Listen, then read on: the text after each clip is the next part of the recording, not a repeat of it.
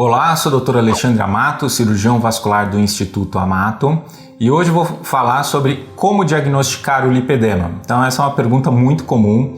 As mulheres acham que têm o lipedema, o que podem ter, então o que fazer para diagnosticar o lipedema? Quem é o médico para procurar? Quais são as ferramentas que estão disponíveis? O que a gente pode fazer? Primeiro, inscreva-se no nosso canal e vamos lá responder essa pergunta. Bom, essa primeira pergunta surge porque há uma certa dificuldade de encontrar pessoas que se dediquem ao assunto. Então muitas vezes você passa em algum médico, algum profissional de saúde, você acha que tem o lipedema e aí no final pode não ter o diagnóstico e continua na dúvida, né? Então o que pode ser feito?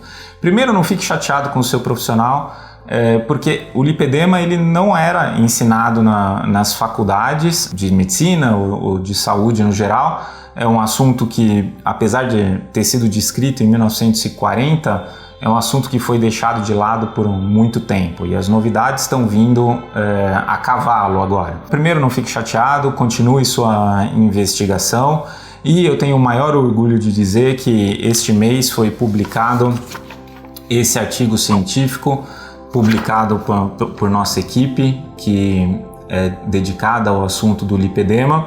Então, é a criação de um questionário e modelo de rastreamento em lipedema. A ideia desse trabalho, desse questionário, é definir perguntas que podem ajudar no diagnóstico do lipedema. Não para definir o diagnóstico do lipedema, mas sim para estipular as pacientes que estariam num risco maior de ter lipedema e as quais deveriam ser investigadas mais profundamente sobre a possibilidade de um lipedema.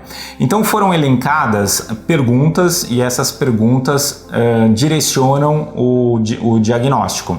Não servem para afastar o diagnóstico e nem para bater o martelo, para falar, certeza absoluta que é o diagnóstico, mas sim a cada ponto positivo que você vai somando nas perguntas, aumenta a probabilidade de ter o diagnóstico de lipedema. Então as perguntas são, a primeira delas e mais importante é: você sente que tem algo de errado nas suas pernas, mas não sabe o que?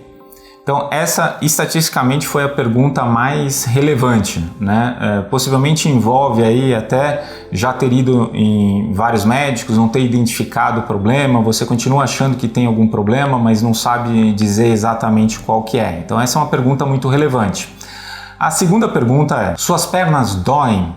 Então a dor é importante no lipedema, a dor, a sensibilidade ao toque, isso é muito relevante no diagnóstico do lipedema. A questão é, a dor não ocorre somente por causa do lipedema, existem várias outras doenças que podem levar à dor também, desde trombose, varizes também pode, uma infecção, uma inflamação, problema articular. Então é uma pergunta muito genérica, mas veja que a gente vai somando pontos. A terceira pergunta seria: você tem problema para perder peso, principalmente na parte de baixo do corpo? Isso reflete a característica da desproporção corpórea do lipedema, onde os membros que possuem essa gordura doente têm uma dificuldade maior de perder volume, de perder gordura. Então, ao perder peso, se você perde mais em tronco, isso pode sugerir, então ganha mais um pontinho aí na probabilidade de lipedema. Outra pergunta é: há uma desproporção corpórea?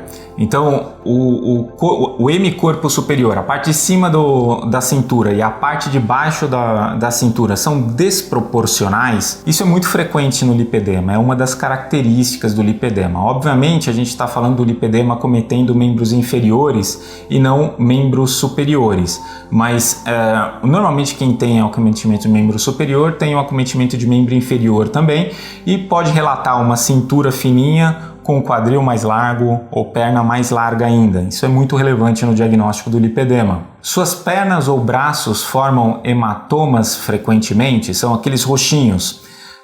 A pergunta usa a palavra hematoma, mas talvez uma forma mais correta de dizer seria equimose.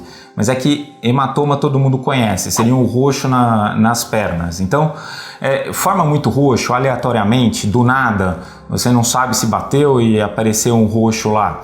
Isso é muito frequente no lipedema. Então, essa fragilidade capilar, ela está relacionada com o lipedema, então essa pergunta ajuda a direcionar o diagnóstico. Durante a puberdade, você ganhou peso, principalmente nos quadris, coxas, pernas ou braços? Essa é outra pergunta importante que remete à característica hormonal do lipedema. Então, o lipedema ele tem uma influência hormonal muito grande.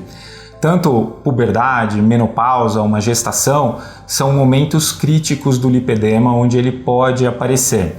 Então essa pergunta reflete exatamente isso, se você percebeu uma mudança depois da puberdade, e essa mudança poderia então sugerir a presença do lipedema. As outras duas perguntas remetem à amamentação e à menopausa, se houve alguma mudança então na deposição de gordura nessas áreas, nessas situações. Estatisticamente, o trabalho mostrou que essas duas perguntas não foram relevantes estatisticamente, mas simplesmente pelo fato de haver uma amostra menor, um número menor de pessoas acometidas, e o número não foi suficiente para comprovar. Eu realmente acredito que elas sejam perguntas importantes ainda para ajudar no diagnóstico do lipedema. Então, esse é o trabalho, esse é o artigo, eu vou deixar o link na descrição, tanto do artigo quanto do questionário montadinho para você responder se quiser. E para você encontrar médicos que estudam o assunto, existe a Associação Brasileira de Lipedema. O site é www.lipedema.org.br, org de organização sem fins lucrativos. Então, essa Associação Brasileira de Lipedema, ela lista profissionais que se dedicam a estudar o assunto lipedema. Você pode encontrar alguém lá. Achou que esse vídeo pode ajudar alguma amiga sua? Compartilhe, envie para ela, para os seus grupos de amigas. Inscreva-se no nosso canal e até o próximo.